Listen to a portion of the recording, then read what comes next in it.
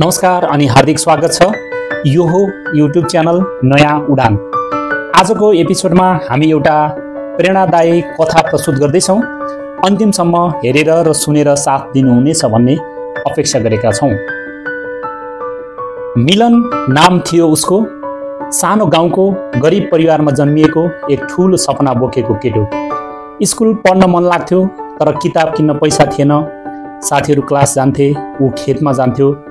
उसले कहिल्यै गुनासो गरेन किनकि ऊ सधैँ आशामा बाँध्थ्यो। कुनै दिन म पनि केही गरौँला भन्ने सोच थियो। तर एउटा समस्या थियो, ऊ कहिल्यै आफैमाथि विश्वास गर्दैनथ्यो। कहिले बुवाको घर, कहिले आमाको घर, कहिले मामाको घर, कहिले साथीसँग सल्लाह। तर व्यस्त थिए र उसलाई समय दिने कोही थिएन। एक दिन ऊ बजारमा गयो पसलमा काम खोज्न।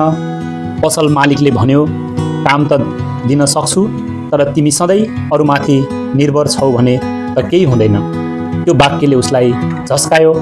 बिहान फर्किँदा ऊ बाटोमा चुपचाप हिँडिरह्यो, मौन तर मनमा आँधी थियो। त्यही रात उसले आफूलाई सोध्यो, किन म सधैँ अरूमाथि भर पर्छु? म आफैले पनि त केही गर्न सक्छु। अर्को दिनदेखि ऊ चाँडै उठ्न थाल्यो, बिहान ध्यान गर्थ्यो। उसले किताब पढ्न थाल्यो, आत्मविश्वासका पुस्तकहरू। त्यसपछि सानो चिया स्टल खोल्यो।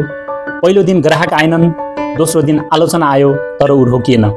3 महिनापछि ऊ सबैको प्रिय मिलन दाई बन्यो। चिया मात्र बेच्दैनथ्यो, सन्देश बेच्थ्यो। हरेक कप चियामा ऊ मुस्कान हाल्थ्यो। त्यो मुस्कानले ग्राहक फकाउँथ्यो। उसको आत्मविश्वास हरेक दिन बढ्दै गयो। अब ऊ गाउँको प्रेरणा बनिसकेको थियो। उसका बुवा आमा र साथीहरू गर्वले भन्थे, मिलन त हाम्रो नायक हो। अनि ऊ भन्थ्यो, नायक बन्न सजिलो थिएन तर मैले अरूको साथ नभई आफ्नो साथ रोजेँ। हाम्रो आत्मबल नै हाम्रो असली शक्ति हो। आत्मनिर्भर बन्ने बाटो गाह्रो होला तर अन्त्यमा जीवन यही बाटोले बदलिन्छ। तपाईँ पनि आत्मनिर्भर बन्न सक्नुहुन्छ। तपाईँले सुरु गर्नुपर्छ आजै यही क्षणबाट। धन्यवाद। नमस्कार।